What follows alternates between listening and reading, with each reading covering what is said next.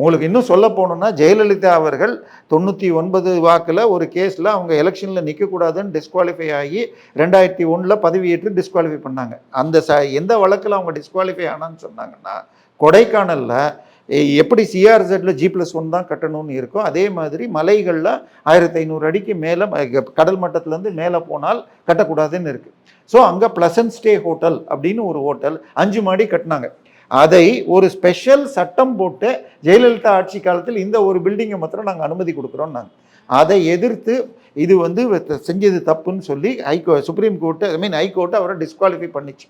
அப்போது ஒரு வீடியோவே இருக்கும், நீங்கள் கூகுளில் தேடினா அந்த ஓனர் காட்டுவார், சார் இது G+5 இல்லை சார், எங்கள் அது மலை ஸ்லோப்பில் எங்கள் பில்டிங் இருக்குது. ஸோ இது பேஸ்மெண்ட் 1, இது பேஸ்மெண்ட் 2, இது பேஸ்மெண்ட் 3, இதுக்கு மேலே கிரவுண்டு ஃபஸ்ட்டுன்னு கதை விடுவார். ஸோ அதை இடிக்கணும். எனக்கு தெரிஞ்சு அந்த பில்டிங் கூட இடித்த மாதிரி ஞாபகம் இல்லை. பட் அதுக்கப்புறம் அவங்க மன்னிப்பு கேட்டு அந்த வழக்குலேருந்து தப்பிச்சாங்க.